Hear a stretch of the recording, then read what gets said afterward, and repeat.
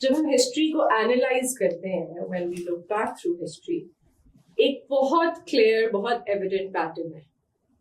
And the pattern is that whenever there's been any kind of revolution anywhere in the world, it's always started when the common man has decided against status quo. जब आपकी आवाम एक point के ऊपर पहुंच जाती है कि वो बिल्कुल पिस जाती है, that's the time they feel कि they cannot take it anymore. और आप उसमें examples from all across the world उठा के देख लें. आप मार्टिन लूथर किंग जूनियर को उठा के देख लें, वो जो रेवोल्यूशन लेकर आए. When Nelson Mandela came out of the prison after 27 years as a free man, उस टाइम पर he did not beg for a place in the system. उस टाइम पर वो 27 साल की स्ट्रगल के बाद जब निकले, उनका persona was so big, so larger than life कि it was inevitable कि बस अब apartheid end होगी. And that's what happened. और हमारी हिस्ट्री पाकिस्तान की इतनी लंबी नहीं जाती है, 7 decades पर है. But आप जिन्ना की जब स्ट्रगल उठा के देखते हैं, तो initially when he rejected British rule and refused to compromise on the vision of an independent Pakistan, तो वो सिर्फ colonial oppression को नहीं oppose कर रहे थे. He could see he was forging a new nation. So जब भी revolution किसी भी जगह आई है, it's never been the people जो apparently आपको बहुत powerful लग रहे होते हैं जो लेके आते हैं. It's always been the unheard, the uncompromised, underestimated, your defiant जो basically आपके लोग. It's always the middle class. It's always the middle class जो आपको exactly. लेकर आती है. True.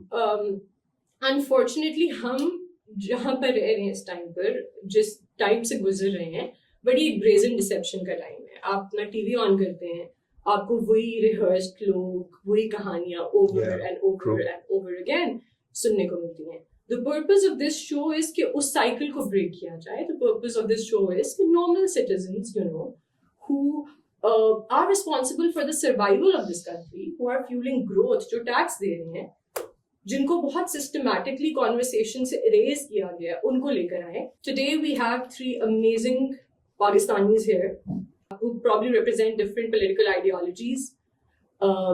लेकिन I think सबकी एक चीज common है, that they care about this country.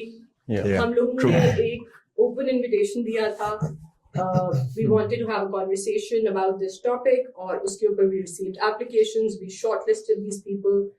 They are very passionate about the work that they do. They're very, very passionate about Pakistan, and they're very unafraid to defend their stance here today. We'll have their introductions. आप अपना नाम बताएं, your profession, and the elephant in the room. Did you vote in the last elections? We'll start with Mubashir. Okay, my name is Mubashir Qayyum. I'm a lawyer, and yes, I have voted PTI in these elections, February 8th elections 2024. Yeah, my name is Bilal Islam. I have a business of international education and international travel. And yes, I did vote for last elections. Assalamualaikum. My name is Ahmad Moinuddin. Alif Upar Zabar hai, Ahmad se, Ahmad Moinuddin. I'm a barrister by profession with a varied interest in different things from farming to meditations and science. I'm trying to understand what human life is. और या आप जिसको इकबाल खुद ही कहते हैं, उसको जानने की तलाश में निकला हुआ हूँ. पाकिस्तान और पाकिस्तानियत भी बीच में आ जाती है, because without Iqbal, we wouldn't have had the idea of what kind of Pakistan we want. And yes, based on that vision, election is something that I do not only participate in, I try to make sure other people participate in it too. And yeah, that's been so far my journey with elections. Yeah. Very, very happy, and thank you all for being here. Pleasure. We will start with a very simple question that cuts to the very core of our existence as a nation. What is democracy, and are we a democracy? Let's start with Ahmed. So in the question that you've asked, you've already asked what is democracy. So we have to define the parameters of democracy. Democracy is जिसको अगर आप आम अल्फाज में जिसको सारे जान रहे होते हैं कि by the people, for the people, of the people, पर technically उस तरह होता नहीं है. more or less सारी democracies define होती है by the electoral college that they select. So हमारे मुल्क में first past the post system है, किसी और मुल्क में कोई और होगा, universal suffrage 18 years से नीचे वाले वोट नहीं करते, ऊपर वाले वोट करते हैं, पहले different ages थी जिस पे वोट कर रहे होते. But idea ये है कि आप एक fair representation of society हो, जो अपना opinion दे सके और उस opinion की basis पे decision. स्विट्जरलैंड जैसे कंट्रीज है जहाँ पे प्योर डेमोक्रेसी है, वो स्ट्रेट डेमोक्रेसी करते हैं, आम बंदे आम पब्लिक हर लॉ पे वोट करेगा, हर चीज पे उनसे पॉइंट ऑफ व्यू देगा. पाकिस्तान जैसे मुल्क में या जो बाकी डेमोक्रेसीज हैं यूजुअली इनडायरेक्ट डेमोक्रेसी है. हम अपने लीडर्स को सिलेक्ट करते हैं डिफरेंट एरिया से, डिफरेंट कंस्टिट्यूएंसी से, और वो ऊपर जाके फिर हमें रिप्रेजेंट करते हुए देन दे रन द, जिसको आप पार्लियामेंट्री डेमोक्रेसी को, वो पार्लियामेंट में आते हैं. बट अब हमने उसको डिफाइन करना है कि डेमोक्रेसी के डिफरेंट पहलू हैं. चाइना भी अपने आप को डेमोक्रेसी कहता है, but then there is only a one party rule. Russia calls itself a democracy, but it's more or less a one party rule. So democracy is just elections, or is it more than elections? Yeah. तो उस तरीके से election से होना democracy नहीं है. Democracy has different needs that it needs to fulfill in order for the society to be called democratic. Plus democracy के अंदर पाकिस्तान के केस में और काफी और मुल्कों के केस में जिसमें कॉन्स्टिट्यूशंस हैं, ये डेमोक्रेसी नहीं है, रिपब्लिक्स है. रिपब्लिक और डेमोक्रेसी में फर्क आ जाता है कि रिपब्लिक में आप एक सेट ऑफ इंस्ट्रक्शंस बनाते हो जिसको आप कहते हो कि ये हमारा बेस है मुल्क का, और उसके ऊपर मुल्क खड़ा है, और हम उस रिपब्लिक के हिसाब से हमारी जो डेमोक्रेटिक वैल्यूज है वो इंश्राइन हुई भी, और हम उसको एक्सप्रेस करेंगे, उसको हम कहते हैं कॉन्स्टिट्यूशन. तो पाकिस्तान, इंग्लैंड में कॉन्स्टिट्यूशन नहीं. इंग्लैंड जहां से हमने डेमोक्रेसी ली है, पार्लियामेंट्री डेमोक्रेसी, उन्होंने कॉन्स्टिट्यूशन नहीं रखा. So they are more of a constitutional democracy, sorry monarchy based democracy. We are a purely constitutional democracy. So हमारी डेमोक्रेसी डिफाइन होती है by the values enshrined in the constitution. उस constitution की basis पे हमारे एक पार्लियामेंट्री सिस्टम बना हुआ है. उस पार्लियामेंट्री सिस्टम के अंदर हमारा इलेक्टोरल प्रोसेस आ रहा था जिसमें यूनिवर्सल सफरेज है, anyone above the age of 18 can vote and should vote. Based on that our politics is decided. क्या पाकिस्तान अब डेमोक्रेसी है या नहीं? अगर डेमोक्रेसी का मतलब है कि all segments of society are being represented, तो पाकिस्तान में कभी भी all segments of society represent नहीं हुए. One segment of the society is being more represented than the other, and usually वो हमारे मुल्क में पंजाब रहा है क्योंकि उसकी पॉपुलेशन सबसे ज्यादा है, बलूचिस्तान सबसे ज्यादा अनरिप्रेजेंटेड रहा है क्योंकि उसकी पॉपुलेशन कम है. This is downside of democracy where if numbers alone matter then This is always skewed. हाँ, जो भी मेजॉरिटी एरिया है वो Yeah. ज्यादा अपना उसकी इन्फ्लुएंस ज्यादा रहेगा. लेकिन रिपब्लिक का मकसद ये है, और जिसमें फिर हमारी सेनेट आ जाती है कि इक्वल रिप्रेजेंटेशन दी हुई हर प्रोविंस को रादर देन नंबर्स पे रिलाई करना है. उसमें आइडिया ये होता है कि जो भी आपके पसमानदा इलाके हैं या जहाँ पे कम है number of people, they still get equal representation in the Senate. And through these representatives, leaders नहीं है, ये रिप्रेजेंटेटिव्स हैं, ये आपके लिए आपने इनको इलेक्ट किया कि आपकी आवाज पहुंचाए. हमने इनको लीडर्स बना दिया इन द पॉलिटिकल सिस्टम कि हमें लीड करेंगे. ये लीड करने के लिए नहीं है. You are the leader and they are the followers. They should be doing what you are telling them to do. Unfortunately ये डायनामिक इस तरह प्ले आउट नहीं होता. एज अ रिजल्ट मैं कह सकते हैं हमारे पास डेमोक्रेटिक सेटअप है, बट आई वुडंट से कि डेमोक्रेसी है, बिकॉज डेमोक्रेसी के लिए आपको फ्रीडम ऑफ स्पीच चाहिए, डेमोक्रेसी के लिए आपको फ्री जुडिशरी चाहिए, फ्री प्रेस चाहिए, आपको एक कंपैशन बेस्ड सोसाइटी चाहिए जिसमें लोग एक दूसरे का ख्याल रखने के लिए गवर्नमेंट बनाएगी. गवर्नमेंट क्यों आई है? कोई आसमान से लेके तो नहीं उतरा, कोई गवर्नमेंट बनेगा आगे. गवर्नमेंट का पर्पस है सोसाइटी इकट्ठी होती है, सोसाइटी में लोग होते हैं, वो इकट्ठे होते हैं और कहते हैं कि यार हम एक दूसरे को मैनेज करने के लिए, रिलेशनशिप, हमारी इकोनॉमी मैनेज करने के लिए, ट्रेड मैनेज करने के लिए, जस्टिस मैनेज करने के लिए हम कई लोगों को ताकतवर इतना करते हैं कि वो हमारी सोसाइटी को रेगुलेट कर सके. यहाँ पे उल्टा है, यहाँ पे गवर्नमेंट कहती है कि नहीं, हमारे हिसाब से आप रेगुलेट, लोगों के हिसाब से नहीं. So we in a system we have democracy, by on paper we have democracy, but in reality we don't. What Ahmed is saying is that we have a democratic setup, but we're perhaps an illusion of democracy, and we're not a democracy. Bilal, what's your counter argument on that? Are we a democracy? Are we not a democracy? देखिए, जब हम democracy की बात करते हैं, हम किसी भी सिस्टम की बात करते हैं, तो कोई भी सिस्टम, या चाहे वो डेमोक्रेसी है या कोई और सिस्टम है, वो आइसोलेशन में ऑपरेट नहीं कर सकता. आपने ग्राउंड रियलिटी भी देखनी होती है। जब हम बात करते हैं, अपना कंपैरिजन करते हैं यूएस के साथ या आप किसी और कंट्री के साथ वेस्टर्न वर्ल्ड के, तो हमने ये देखना होता है कि उसके वोटर का अपना इंटेलेक्चुअल लेवल क्या है, या उनके अपने डेमोक्रेटिक नॉर्म्स क्या हैं, उनकी इंस्टीट्यूशंस कितने स्ट्रेंथन है, कितने स्ट्रेंथन नहीं है। अनफॉर्चुनेटली मैं पार्शली इत्तेफाक करता हूँ कि डेमोक्रेटिक सिस्टम्स हमारे उतने स्ट्रॉन्ग नहीं है, इंस्टीट्यूशंस उस तरीके से नहीं बने हुए। लेकिन हम ये नहीं कह सकते कि ये डेमोक्रेसी है नहीं, हम ये कह सकते हैं कि हमारा डेमोक्रेसी की तरफ एक सफर है जो जारी है, और उसमें बहुत टाइम लगेगा। ये ओवरनाइट हम नहीं कर सकते कि आज हम 4 लोग या एक बहुत ज्यादा लोग बैठ के डिसाइड कर लें कि जी कल से पाकिस्तान में डेमोक्रेसी होगी। इस तरह से काम हो ही नहीं सकता, it will take some time. और जब वो टाइम के साथ आप इंस्टीट्यूशनल इंडिपेंडेंस देंगे, आप वोटर का इंटेलेक्ट लेवल इंप्रूव करेंगे, तब हम एक डेमोक्रेटिक सिस्टम की तरफ बढ़ सकते हैं।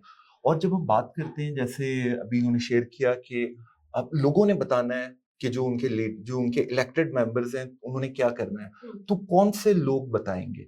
आई मीन डिसाइड कौन करेगा? हमारी तो बहुत फ्रेगमेंटेड सोसाइटी है, उसमें अगर आप हर लेवल पे आप उसको देख लें कि वो कितनी डिवाइडेड है, चाहे हम सोशल हमारी डिविजन, आप इकोनॉमिक डिविजन देख लें, वेल्थ का कितना फर्क है, आप एजुकेशनल सिस्टम देख लें, आप लाहौर का एजुकेशनल सिस्टम, कराची किसी भी सिटी का आप देख लें, आपको 3-4 टाइप्स के तो क्राइटेरिया नजर आएंगे। एक बहुत एलीट को कर रहा है, एक लोअर एलीट को कर रहा है, फिर एक बहुत बड़ा तबका है जो बिल्कुल पढ़ा लिखा ही नहीं है। और हम जितने भी इल्यूजन में रहें और अपने आप को खुश करते रहें कि जी डेमोक्रेसी होगी, अगर 10 बंदे एक बात कर रहे हैं तो वही होगा, बट इन एक्चुअल वो कैसे हो सकता है? अगर उन 10 में से 8 लोग जो हैं वो बिल्कुल उनकी एजुकेशन लेवल ही आपने उनको एम्पावर ही नहीं किया, वो एजुकेटेड ही नहीं है, उनकी सोचने समझने की सलाहियत ही नहीं है, वो डिसीजन ही नहीं ले सकते, तो वो लोग कैसे चला सकते हैं एक बहुत पढ़े लिखे जिनका इंटेलेक्ट लेवल ज्यादा है?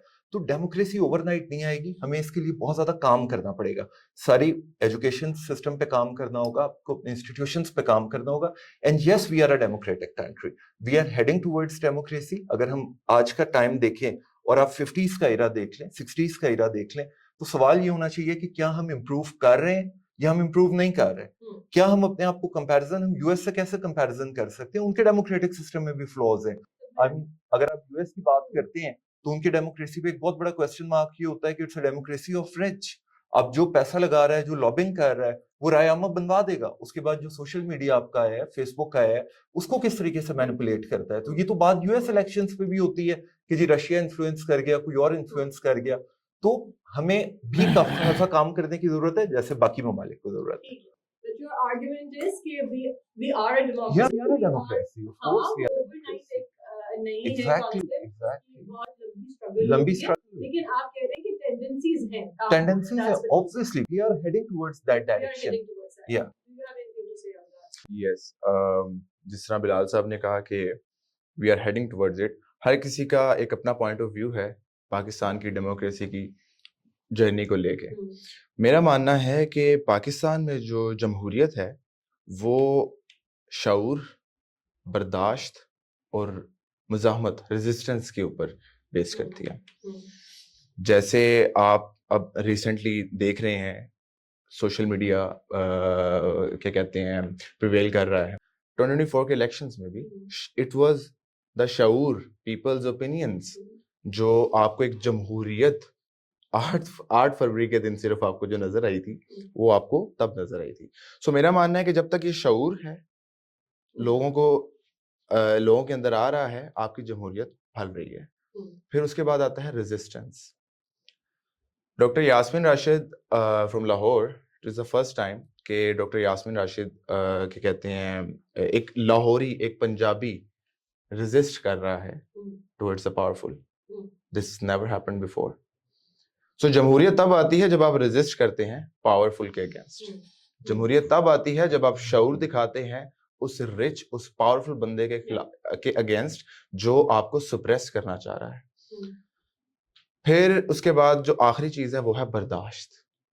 आप कितना बर्दाश्त कर सकते हैं कि आपको जो आपके ऊपर इलीट बैठी है या आपके ऊपर जो पावरफुल बैठा है, जो एक डिक्टेटर माइंडसेट के साथ में भी आया हुआ, या वो डिक्टेटर माइंडसेट के साथ नहीं है, he has some ulterior motives. He does not want democracy. हुआ है पाकिस्तान में 3 मार्शल लॉज लगे, तो आप उसको बर्दाश्त करते हैं। जो आपका जो दूसरा क्वेश्चन था कि क्या हम आर वी अ डेमोक्रेसी, मैं बिलाल साहब की बात से इत्तेफाक करता हूँ। We are on our way to become a democracy. Because शऊर तो हमें अब आया है. हम उस शऊर तो स्टेज की तरफ जा रहे हैं democracy. Exactly. I have an opinion on that, which I'll- is clear in a bit. Yeah. कि सबकी बातें Still, Yeah. if we are walking it, So बस एक कदम लेते हैं, बस सो जाते हैं, अभी दूसरा कदम अभी लेते हैं, सो जाते हैं. Yeah, exactly. सो इसके ऊपर मैं सारी बात का अगर मैं खुलासा करूं तो वो ये है कि मार्टिन नियमुलर एक उन्होंने एक he was a poet. he wrote that मैं पहले वो उनके लिए पहले वो इश्तराकी के लिए आए. सोशलिस्ट पहले वो इश्तराकी के लिए आए. मैं ना बोला, मैं ना निकला, क्योंकि मैं socialist हूँ. मैं सोशलिस्ट नहीं, मैं इश्तराकी नहीं था. फिर वो मजदूर यूनियनिस्ट के लिए आए. मैं ना बोला, क्योंकि मैं मजदूर यूनियनिस्ट नहीं था. फिर वो यहूदी के लिए आए. मैं ना बोला, क्योंकि मैं यहूदी ना था. और फिर वो मेरे लिए आए और मेरे लिए कोई बोलने वाला ना था. सो एट दिस स्टेज अगर आप पाकिस्तान को 1947 से लेके अब तक देखें तो पाकिस्तान में यही होता रहा है. आप देखेंगे केपीके में लोग और बलूचिस्तान में और कराची का और है. पंजाब हमेशा से एक बहुत पाकिस्तानियत की कमी रही है. पाकिस्तानियत की कमी थी. आफ्टर 2022 आपको एक शिफ्ट नजर आया होगा. लोग सब पिस रहे हैं. पहले पंजाबी नहीं पिस रहा था, अब सब पिस रहे हैं. And everyone is now almost United. I am not saying कि वो हो गए हैं. United in experience हो. या exactly. Now they can at least feel each other. Even the Punjabi हमें पंजाबियों को सॉरी टू से इनह्यूमेन बोला जाता है. बोला जाता है कि पंजाबी तो बेहिस कौम है, ठीक है ना. लेकिन अब आप पंजाबी को भी देखेंगे, वो जितना भी बेहिस है उसके अंदर से उस पठान भाई के लिए आवाज निकलती है. Point basically है कि we're heading towards Exactly. democracy. अच्छा, मेरा ना अपना कॉन्सेप्ट था. I always thought कि Pakistan was a democracy. We were a flawed democracy. जिस तरह Okay, इन लोगों yeah, का है yeah, ना कि true, we're heading true. towards that. And I have recently discovered कि my concept of us being a flawed democracy is in itself flawed. UK में एक economist group है, ठीक है. वो बेसिकली करता क्या है, उनकी एक रिपोर्ट आती है. It's called the EIU, economist intelligence units democracy index. Yeah. वो पूरी दुनिया का एनालिसिस करते हैं और वो उनकी जो डेमोक्रेटिक हेल्थ होती है ना, वो डिफरेंट फैक्टर्स इवैल्यूएट करके वो जज करते हैं. 8 फरवरी 2024 को हमारे इलेक्शंस होते हैं, ठीक है. 15 फरवरी 2024 को उनकी ये कोइंसिडेंटली वही टाइम उसी टाइम पे उनकी ये रिपोर्ट पब्लिश होती है. तो पूरे एक हफ्ते के बाद उनकी रिपोर्ट पब्लिश हो रही है जिसमें पाकिस्तान का स्कोर है 3.25. ठीक है. आउट ऑफ आई थिंक पता नहीं 10 है जो भी है. Very low. ठीक है. नाउ हमारी इस स्कोर से क्या हो रहा है कि हम बेसिकली 11 प्लेसेस नीचे जा रहे हैं. और हमारी जो इससे पिछली क्लासिफिकेशन थी that was कि we were a hybrid regime. ठीक है. We weren't flawed USA. सोचो कि कितना दूर है. ठीक है. USA is a flawed democracy. हमारी जो पिछली उसके ऊपर क्लासिफिकेशन थी वो थी हाइब्रिड रिजीम. इसके बाद जो हमारी अब पिछले साल की उन्होंने हमें क्लासिफिकेशन दी है, इसके बाद officially you are an authoritarian regime. They've classified and us like nobody that. talks about it. Yeah. मतलब हम लोगों के कितने को टॉक शोज होते हैं, सब कुछ होता है. आपको इतनी बड़ी ऑर्गेनाइजेशन ने लेबल कर दिया अथॉरिटेरियन रिजीम. ठीक है. और सिर्फ 6 कंट्रीज की, we were one of the 6 countries जिसकी ये चेंज हुई थी. बाकी 5 कंट्रीज को अपग्रेड मिला by the way. So that is the verdict कि आप अथॉरिटेरियन रिजीम है. I agree with that. मैं तो यहाँ से शुरू करूंगा ना कि डेमोक्रेसी, इन दोनों ने अपनी बात में कही डेमोक्रेसी में की तरफ हम चल, but crux of the matter is कि हम डेमोक्रेसी की पैदावार, पाकिस्तान एग्जिस्टेंस में ना आता अगर 1946 का election all India Muslim League completely हार जाता. They won the majority in the Muslim majority area. जो हमारी तो बर्थ डेमोक्रेसी है, हमने उसके लिए एक स्ट्रगल किया. वो 1946 का इलेक्शन एकदम नहीं जीत गया, उसके पीछे 1935 के इलेक्शन हारे भी हैं. उससे पहले ये all India Muslim League exist नहीं करती. जिन्ना साहब himself was part of the Congress. So पूरी स्ट्रगल है जिसको अगर आप देखें जो पाकिस्तान बनाने वालों ने की है, वो पूरी एक प्रॉपर डेमोक्रेटिक स्ट्रगल थी। उसमें कहीं से अथॉरिटेरियनिज्म नहीं था, ज्यादातर लॉयर्स थे, जो आप सिविल सोसाइटी के मेंबर्स थे, स्टूडेंट्स थे, रिलीजियस स्कॉलर्स थे, मतलब आपके पढ़े लिखे लोग थे।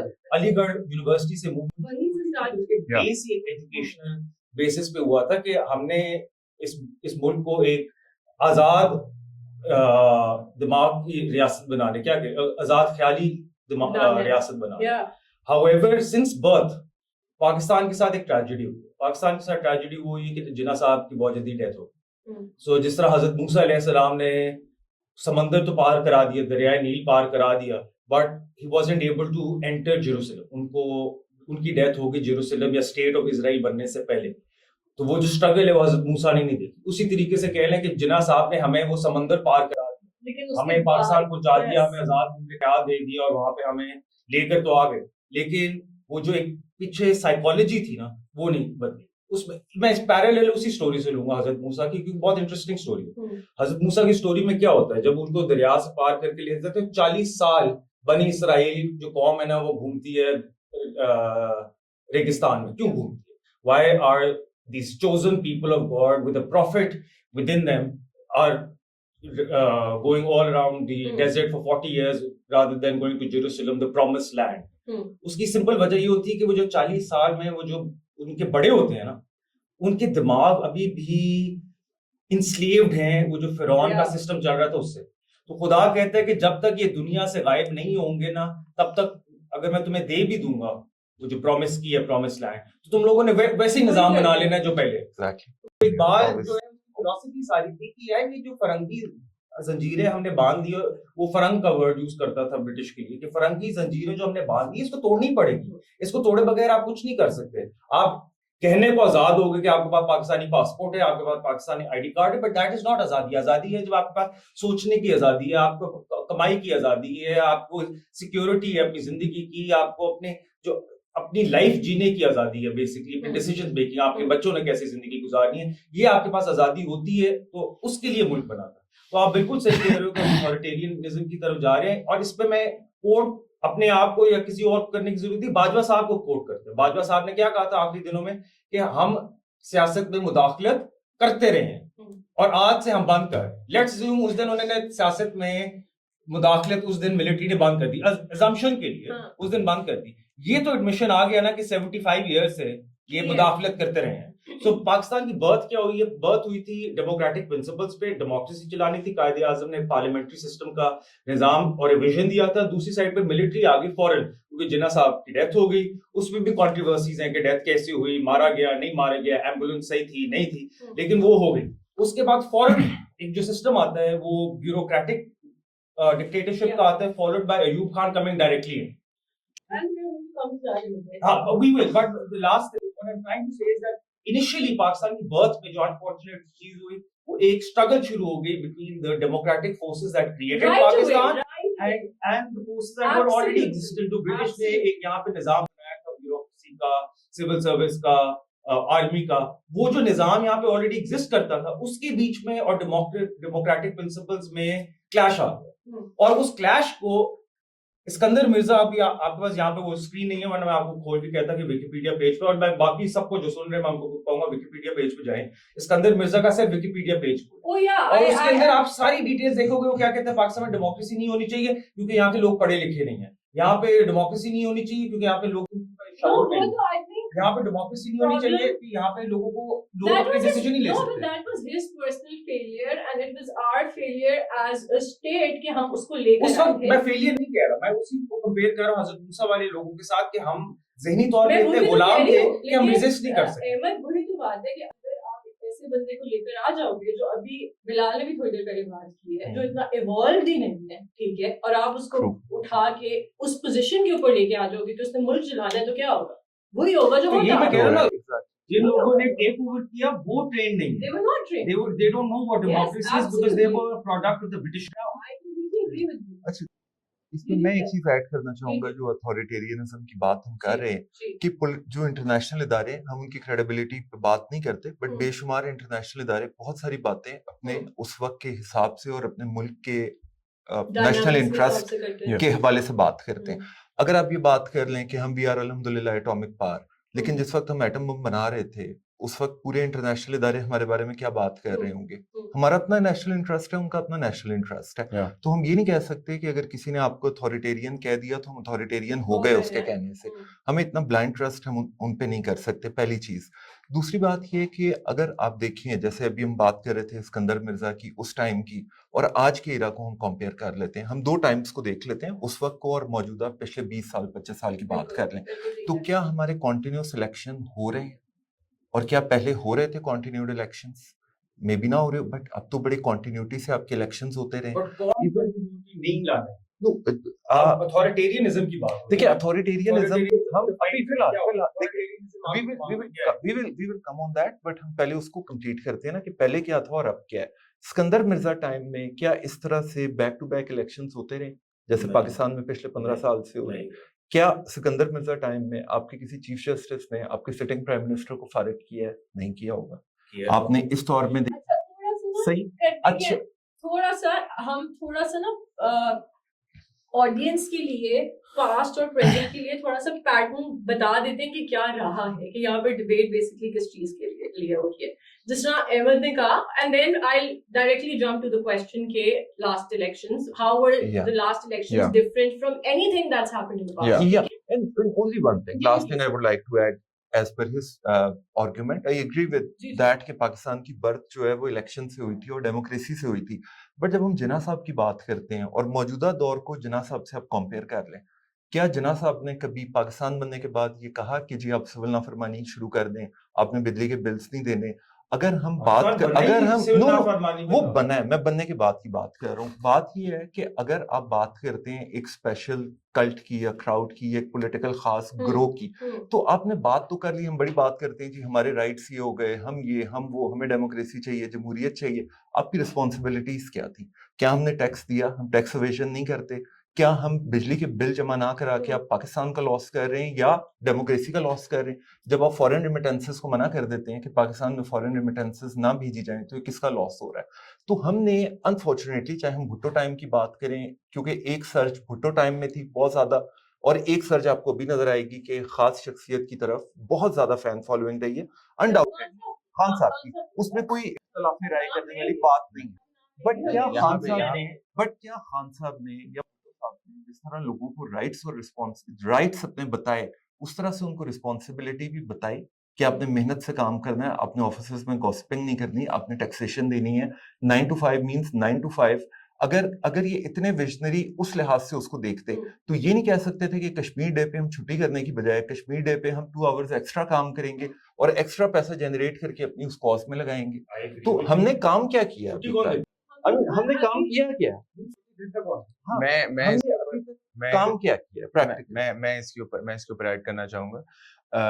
अहमद ने बात की कि पाकिस्तान बनने के बाद जिन्ना साहब ने हमें क्या कहते हैं एक आज़ाद मुल्क दे दिया और हम जमहूरियत के नाम पे बने थे, ठीक है। तो इसके ऊपर मैं सिंपल एक बात कहूँगा कि जब पाकिस्तान बनने से पहले जो वहाँ का मुसलमान था बरे सगीर का, वो तो एक पिसा हुआ तबका था। True, correct. जब वो एक पिसा हुआ तबका था, उसको एक आज़ाद लीडर मिल गया। Very true. उस आज़ाद लीडर का क्या नाम था? कायद आज़म मोहम्मद अली जिन्ना। उस आज़ाद लीडर ने उनको शऊर दिया और उनको बताया कि तुम लोग गुलाम हो, आज़ादी चाहिए तुम्हें। उनको निकाल के उसने जमहूरियत के नाम पे पाकिस्तान दे दिया। और बिल्कुल, ठीक है। अब मैं एग्जैक्टली अब इसके बाद उस वक्त पाकिस्तान भी नहीं, गांधी की सबसे बड़ी सिविल एग्जैक्टली उसकी बेसिस पे एंटी कॉलोनियल स्ट्रगल का एग्जैक्टली जिन्ना वाजंट, ये अपनी जगह सही है कि as a constitutionalist he was not in favour of things like civil disobedience, he disagreed with Gandhi साहब। लेकिन जो आखिरी मोमेंट पे जब डिसीजन मेकिंग आई है, तो जिन्ना साहब ने भी डायरेक्ट एक्शन कॉल दी थी। That was civil disobedience. ऐसे ही सिविल डिसोबीडियंस उस टाइम में थी जब आपका मुल्क नहीं बना था। उस वक्त की हम बात कर रहे हैं ना, अभी तो आपका पाकिस्तान बन गया हुआ है, हम तो इतना सफर तय कर चुके हैं। अब हमारे मैं इसके ऊपर अच्छा, अब हमारे ऊपर कौन सी गुलामी हाँ हाँ, ये हाँ, सवाल हो हाँ, सकता है। हाँ देखिए, अगर गुलामी की जंजीरों की आप बात करते हैं और हम एक बड़ा पॉलिटिकल नारे की बात करते हैं कि क्या हम गुलाम हैं, ये भी कहा गया क्या हम गुलाम हैं, और फिर ये भी मैं इस पे आता हूँ, ये कहा गया कि क्या हम गुलाम हैं। उसके बाद ये भी कहा गया कि ट्रंप आ रहा है और ट्रंप आने के बाद तो हमें सारे हमारे मामला सही हो जाएंगे। ये भी उन्हीं लोगों ने कहा, उसी पार्टी में जिसकी खान साहब की पार्टी की हम बात कर रहे हैं। मेन स्ट्रीम मीडिया पे देखिए, खान साहब की सारी पार्टी का नैरेटिव ही यही था। आप सारे मीडिया टॉक्स देख लें। Okay. Yeah, if I'm saying something, जब तक वो from the horse's mouth नहीं आता तो वो उसकी पार्टी की official statement नहीं है कि ट्रम्प आपने I agree, but क्या I agree, but क्या आप ये एक्सपेक्ट करते हैं कि खान साहब के लोग जो उनकी टॉप लीडरशिप है वो बात करेगी जो खान साहब नहीं करना चाह रहे? Do that party have that culture? Sorry, come again, कि again. खान साहब की जो पॉलिटिकल लीडरशिप है, खान साहब की पार्टी की, वो बात करेगी आके जो टॉप लीडरशिप है, जो खान साहब नहीं कहना चाहते। नहीं, सारी top leadership जेल में और जो जेल से बाहर लोग हैं वो सारे वो हैं जो फरवरी 2024 के Do not इलेक्शन trust के these people. emergency में उनको Yeah. पार्टी में Yeah, रखा but गया। देखिए, but इस टाइम पे PTI is not one party. Yeah. इस टाइम पे सिर्फ 500 ही है PTI. पहले भी यही था, पहले भी यही था। इसलिए नहीं है। वो हमेशा से आप देखें, मैं इस लाख पुलिस ने छापे मारे हैं पीटीआई ऐसा वालों ही है। पे in the last 2 years Punjab के अंदर 1 लाख छापा। अगर 1 लाख छापा मारे तो उसका मतलब है एक घर में आप 4 एक बंदा तो रहता होगा ना, एवरेज 4 से 5, ये 5 लाख बंदे हो गए जो इफेक्ट हुए और पंजाब में हुए, सेंट्रल पंजाब में हुए। तो इसका मतलब है कि वो रेजिस्टेंस पीटीआई वालों ने शो की है। अब जहां आपने शुरू में बात की थी कि मिलिट्री सॉरी मीडिया जो हमारा वो इतना कंट्रोल्ड हो चुका है कि आपको पता ही नहीं चल रहा कि 5 लाख थोड़े से ऑफ ट्रैक हो गए, हमने भी इलेक्शंस के Yeah, ऊपर आना sure. है, लेकिन बिफोर द इलेक्शंस हम लोग जो आप लोगों ने अभी बात की थी कि पास्ट की और प्रेजेंट की, हम थोड़ा सा पैटर्न सेट करते हैं। ठीक है, पैटर्न ये रहा है जी कि 1947 में जब इन्होंने कहा कि आपकी पार्टीशन हुई है, 1947 में पार्टीशन होती है। जब पार्टीशन होती है आप डोमिनियन ऑफ पाकिस्तान बनते हैं, आप स्ट्रेट अवे रिपब्लिक नहीं बनते, ट्रांजिशनरी पीरियड होता है, आपका वही ceremonial True, head of state, true. वही आपका ब्रिटिश मोनार्क True, है, आपका true. लोकल गवर्नर जनरल है। 47 के अंदर पार्टीशन हो रही है, 56 के अंदर, so 23rd March 1956 is when you become Islamic Republic of Pakistan, जब आपका कॉन्स्टिट्यूशन अडॉप्ट हुआ है for the first time, ठीक है, और आपका गवर्नर जनरल आपका प्रेसिडेंट बन गया जो इसका Yeah. 2 years into your existence as a republic, just 2 years, ठीक है, अक्टूबर 1958 के अंदर आपका जो प्रेसिडेंट है, पहला मुल्क का प्रेसिडेंट, वो इतनी बुरी तरह फेल हो रहा है। He has failed so terribly. He has not been able to consolidate power in a manner, क्योंकि जो पहला बंदा आ रहा है उसी ने आपका democratic System structure set set किया, करना है। set He किया. has Yeah, to lay the agreed, groundwork agreed. for this. Yeah. He True, is correct, failing so terribly कि वो खुद अपॉइंट कर रहा है आपके उस टाइम पे Ayub Khan, who was the chief in command at the time as Yeah. the chief martial law administrator, and he is imposing the martial law. Yeah. 2 साल रिपब्लिक बनने के बाद, True. और उसके बाद से लेके अब तक it has literally been the same. So Ayub Khan, right after Ayub Khan और Yahya Khan को पास कर दिया, एक चीफ से दूसरी चीफ को पास होगी, Yahya Khan comes into power, he says कि ठीक है मैं for the first time ever free and fair elections करवाऊंगा। वो elections क्या होते हैं, आपका fall of Dhaka होता है, Exactly. the darkest chapter Darkest in chapter. Pakistan. Yeah. This is something that you cannot deny. You don't teach it to your kids, नहीं पढ़ाना, नहीं curriculum में डालना, but this is a reality. ठीक है? Exactly. और फिर क्या होता है, फिर भुट्टो साहब को इलेक्शन करके उनको पावर में लाते हैं, और उसके बाद फिर उनको ओवरथ्रो करके ज़िया साहब आ जाते हैं, एग्जीक्यूट कर देते हैं उनको। अब ज़िया साहब आए, हम लोग 90-day टाइमलाइन की बात करते हैं, ठीक है। So I think 77 general Zia came into power, मेरे ख्याल से 77 या 79 में उनको एग्जीक्यूट किया। 85 में जाके आपका पहला इलेक्शन करवा रहे हैं, way after the 90-day timeline. हम यहाँ पर कुछ महीनों में सारे हो गए थे कि यार 90-day टाइमलाइन, सारे आके यही कहते हैं 90 years after your 90-day timeline पहला इलेक्शन हो रहा है, partyless polls. Okay, agreed. So agreed. Partyless polls हो रहे हैं Yeah, उस टाइम के yeah. ऊपर। Nobody is allowed to run in the election as a party, Exactly. as independents. आपको ये रियलाइज होगा कि जब भी कोई डिक्टेटर आता है हमारे मुल्क में तो उनको पार्लियामेंट्री डेमोक्रेसी नहीं पसंद, उनको लोकल डेमोक्रेसी Yes, और party अयूब खान के ने लिए यही किया है। था। अयूब खान ने जो बेसिक और- डेमोक्रेसी सिस्टम निकाला था उसमें एग्जैक्टली यही चीज थी। अगर Exactly. आप देखेंगे ये बहुत सिस्टमेटिकली चीजों को, और उसके बाद फिर क्या, उसके बाद PPP comes into power dismissed, comes into power dismissed, Yeah. नून लीग को, नवाज शरीफ को लेकर आए, वो खुद उन्होंने लॉन्च की है, समझ नहीं आया। So they've always been the blue-eyed prodigies of the so system, basically- always. So basically, If अच्छा, again, I would say this has the answer to that question कि हम अथॉरिटेरियन सिस्टम की तरफ ज्यादा जा रहे हैं, डेमोक्रेसी की तरफ जा रहे हैं। अच्छा, आपने ये जितने नाम लिए कि वीआईया साहब, बाकी लोग, ये सारे ज़ाहिर हम डिनाई नहीं कर सकते, ऑब्वियसली इट्स हिस्ट्री। हमारी history Yeah. है, हिस्ट्री Exactly. बट अब अगर आप मौजूदा दौर देख लें पिछले, तो क्या आपकी गवर्नमेंट्स आपके टेन्योर पूरे कर रही हैं? क्या आप tenure तो भी नहीं हुआ। कोई भी एक टेन्योर पूरा अभी आप देख लें ना, पीछे पीएमएलएन का हुआ है, पीएमएलएन से पहले Yusuf Raza सही। Gilani was Before- Yusuf Raza Gilani. Parliament was not like उस तरह So से तो नहीं हुआ ना कि basically- पार्लियामेंट खत्म कर दी गई, जो गवर्नमेंट 5 इयर्स के लिए आई, उसने 5 मैं इयर्स तो आपको पूरी की है।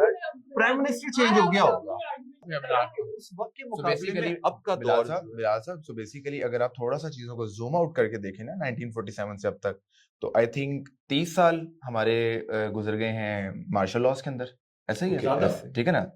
35 आपके 30 आप जो आपके 30 एक्सप्लिसिटली लगा। हुए हैं, जो on face of it stamp, rubber stamp लगा के कहा कि मार्शल लॉ है, वो तो 30 है ना, ठीक है ना? 30 साल हुए हैं। अगर आप इन 30 सालों को देखें और पीछे 45 इयर्स बच जाते हैं, आपको ये पता लगेगा कि जो डेमोक्रेसी पाकिस्तान में थी, दैट वाज नॉट समथिंग कि वो दे वांटेड कि पाकिस्तान में लोगों की विल आए, दैट वाज सॉर्ट दुनिया ऑफ को mandatory for them so that they can show the international watch dogs Yes. कि यार यहाँ पर काम ठीक चल रहा है, ताकि उनको एड मिलती रहे, ताकि उनके जो ट्रेड है वो बंद ना हो, ताकि उनके साथ मुख्तलिफ मुल्क हैं उनके कारोबार चलते रहे, ये इसलिए था, ठीक है? आपको लगता है कि it was optics? I mean अगर आप देखें तो इसको कौन सी optics नहीं, गवर्नमेंट, सवाल किया था ना, जिसको मैं कह रहा था कि ज़हनी गुलामी नहीं, हाँ हाँ हाँ तो ये जो इंटरनेशनल ऑप्टिक्स है, ये बेसिकली वो ज़हनी गुलामी है कि Yeah. हमने अपने इंटरनेशनल हाँ एग्जैक्टली सो आपने क्या कहते हैं एक सिस्टम ऐसा बना दिया है कि जहां पर आपकी जो डेमोक्रेसी है, that is not a compulsion but an option, ठीक है ना? एंड दैट ऑप्शन कैन, वो कभी भी किसी भी टाइम पे आके वो बाहर उड़ा के फेंक सकते हैं, जैसे अभी हुआ 8 फरवरी के बाद। देखिए, वो तो सिस्टम अच्छा। का, वो सिस्टम का यूजेज है कि आप उस आप सिस्टम को बताएं, यूज how कैसे were कर the- रहे हैं। how was that was the the usages of the were the system. last section any different from ये जो मैं पीछे पूरी अभी मैंने कहानी बताई है? देखिए, कुछ लेंथ अलग है, था? Is it half glass full और हाफ ग्लास एम्प्टी, ये वो वाली बात है। लास्ट इलेक्शंस में बहुत सारी पॉजिटिव चीजें भी आप देख सकते हैं। अगर आप ट्रांसफर ऑफ पावर देखते हैं, इट वाज वेरी 2024 का आप कह रहे हैं? या 2024, अगर आप ट्रांसफर ऑफ पावर देखते हैं, इट वाज वेरी पीसफुल। अगर आप देखते हैं उसमें वोटर टर्नआउट अगर आप कंपैरिजन ले लेते हैं कि लास्ट ईयर 2018 और 2022 के टर्नआउट के दरमियान, फर्क था। अगर फर्क only it was 6 3%, million का फर्क। but percentage wise it was 3% down, right? Yeah. But नहीं ज्यादा था। 3% down, it was 48%. Last 2018 it was What's the source? no, मेरे ख्याल I'm, है no, पता I'm, नहीं you're right, you're also right. अगर आप number of people देखते हैं, तो 6 जो millions की आपने बात की, वो you are right, लेकिन because of 6 to 7 million more than the previous 6 one. to Yeah, 7, exactly. 6 to 7, yes, you're right, 6 to 7 billion more, लेकिन क्योंकि population size expand कर रहा है ना, अगर आप परसेंटेज में देखते हैं पाकिस्तान की टोटल पॉपुलेशन के कितने परसेंट ने वोट किया, तो 3% लेस, बट नंबर्स आपको ज्यादा नजर आएंगे क्योंकि पॉपुलेशन इज ग्रोइंग। अगर आप परसेंटेज देखें ना, इट वेंट टू 48% फ्रॉम 51%। अच्छा, अब अगर इतना ही ऑप्रेस था और इतना ही लोगों को निकलने नहीं देना था, तो ये लोग कहाँ से निकल आए? इवन मैं खुद वोट करने गया, मैं आपको अपने उसका बता देता हूँ, हमारे जितने बाहर बैठे हुए थे, लेट्स से पीटीआई के हमारे दोस्त बात करते हैं कि ये बड़ा एंटी पीटीआई इलेक्शन था। तो अगर आप पीटीआई की मूवमेंट भी उस दौर में देखें या उनकी इलेक्शन एक्टिविटी देखें और इतना वोटर्स को मोबिलाइज करना और बाहर निकाल के लाना, तो ये आपको एक पॉजिटिव चीज नजर आती है उस इलेक्शन में। अच्छा, उसके बाद जो इलेक्शन कमीशन का रोल था ईसीपी का, वो भी उसको आप देख वो भी सकते इंतहाई हैं। उम्दा रहा होगा। अच्छा, उसको आप यही कहना चाह रहे हैं आप? नॉट उम्दा हम नहीं कह सकते, उम्दा नहीं कह अच्छा, सकते। अब मैं आपसे चले, अब कुछ बात तो करते मान हैं, रहे अब हैं। बात करते हैं कि जो हमेशा वाली बात है, अब 2018 के इलेक्शन को भी human rights commission dirtiest elections कहता है। सही, बहुत सारे इंटरनेशनल इदारे कहते होंगे कि वो ठीक है। इलेक्शन सही नहीं तो थे, सर आप अब करवा देना। बट अभी तो टेन्योर आपका पूरा नहीं हुआ ना। अब जाहिर है कि जब आप गवर्नमेंट ये पूरी करेगी, सिटिंग गवर्नमेंट, तो आपका लेकिन इलेक्शन हो आपको ये जाएगा उसके लगता बाद। है कि जो 2024 के इलेक्शंस थे वो फ्री एंड फेयर थे, या आपको लगता है Yes or no, It cannot be 100% yes or 100% no. It's a perspective. Perspective, it's a perspective. अगर आप मेरे पर्सपेक्टिव में बात करेंगे तो मुझे तो बहुत पॉजिटिविटी नजर आती है। अच्छा, अगर आप पीटीआई फ्रेंड्स के पर्सपेक्टिव में बात करेंगे उनको 2018 बड़ा अच्छा लगेगा।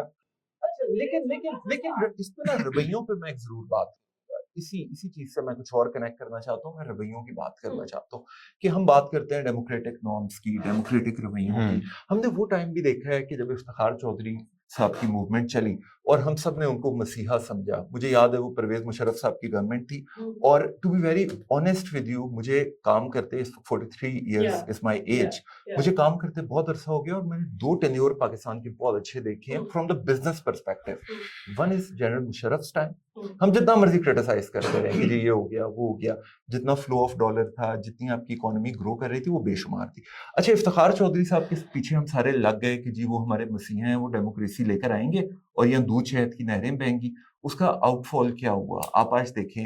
अभी रिसेंट किसी कोर्ट की मैं डिस्कशंस वगैरह देख रहा था, लाहौर में, अगर I am not sure about the exact figure, but अगर लाहौर में लेट से जितना वकील है उससे ज्यादा डबल आपकी गाड़ियों के पीछे एडवोकेट लिखा हुआ है।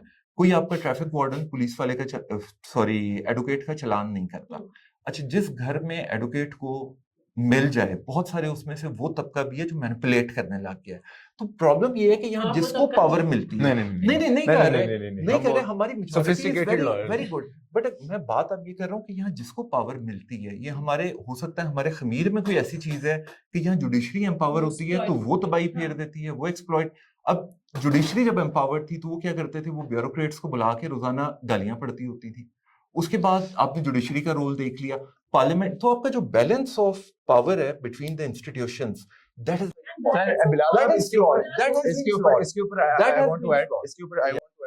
Lord Acton said कि power tends to corrupt and absolute power corrupts absolutely. Power आपको मिल जाएगी, मैं आपको लिख कर देता हूँ कि आप भी कुछ ना कुछ, ये ह्यूमन नेचर होता है, ठीक है ना, हमारा कुछ ज्यादा है।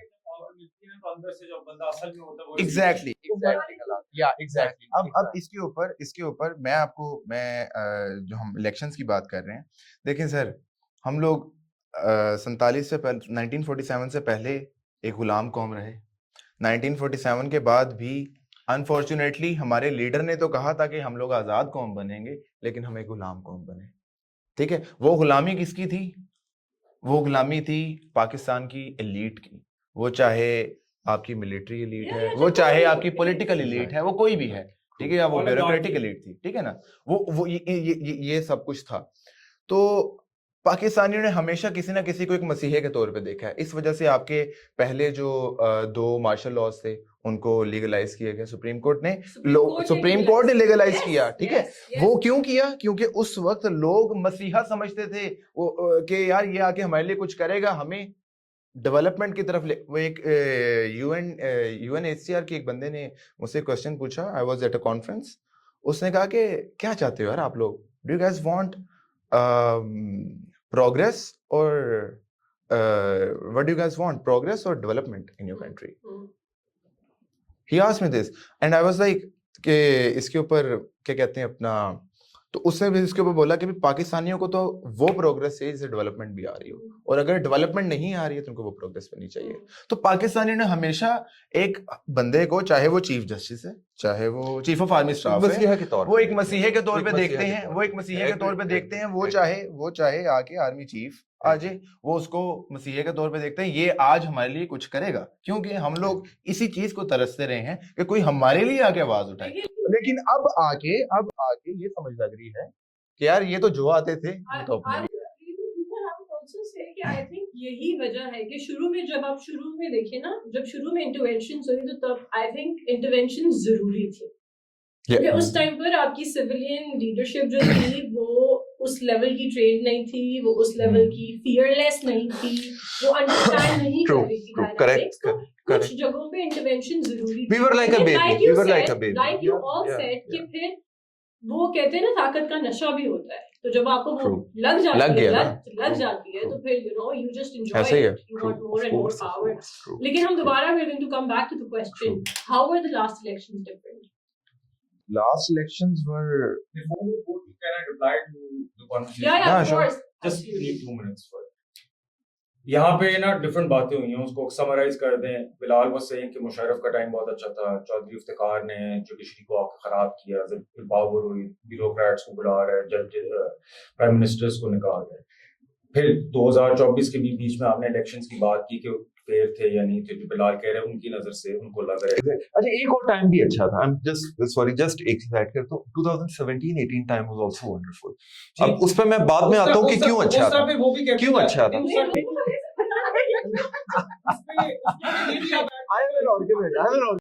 उसमें मैं आता हूं। पढ़ी है, उसमें यही था कि जो गोल्डन पीरियड ऑफ पाकिस्तान है वो अयूब खान का। वो भी था, ये जो कह रहे हैं आप इसको काउंटर करने की जरूरत है, इसको एनालिटिकली वो भी था। आप मुझे समझाएंगे अभी थोड़ी देर में। जी जी, मैं आपको बता रहा हूँ, मैं आपको बता रहा हूँ।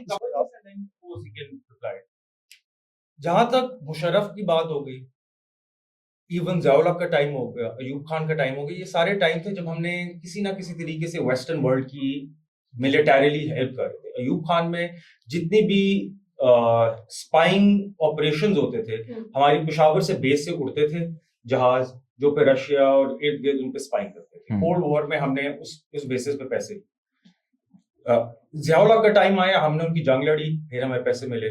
मुशर्रफ का टाइम आया, फिर हमने अफगानिस्तान में जाके जंग लड़ी, हमें पैसे मिले। तो वो जो पैसे मिल रहे थे ना, वो रेंट मिल रहा था, वो कोई हमारी इंडस्ट्री नहीं सेटअप हो रही थी। ये नहीं हो रहा था कि पाकिस्तान में 5% इंडस्ट्री है तो 15% हो गई है, या पाकिस्तान में ज़राअत बहुत ज्यादा आगे चली गई है, एजुकेशन बहुत आगे चली गई। एक चीज जरूर आगे गई थी, वो थी हमारा जो मीडिया है, हमारा जो टीवी मीडिया था, मेन स्ट्रीम मीडिया था, वो बहुत ऊपर आया था। खत्म हो रहा है, हो गया उसको, लेकिन इसी तरीके से जो चौधरी इफ्तिखार की मूवमेंट थी, वो मूवमेंट चौधरी इफ्तिखार और वकीलों की नहीं थी।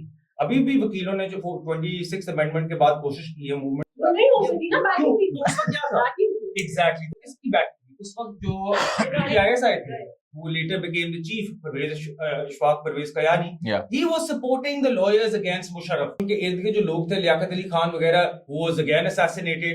क्या इन लोगों के पास शऊर नहीं था? हमारी आर्मी की एक अच्छी चीज ये भी है कि वो खुद डिक्टेटर्स के खिलाफ लड़ती है। जब वो डिक्टेटर 10वें साल में पहुंचता है ना, तो नीचे वाले जितने भी मिलिट्री के लोग होते हैं, उनकी वो बाईपास हो रहे होते हैं, सुपरसीड हो रहे होते हैं, तो अंदर एक रिजेंटमेंट शुरू हो जाती है।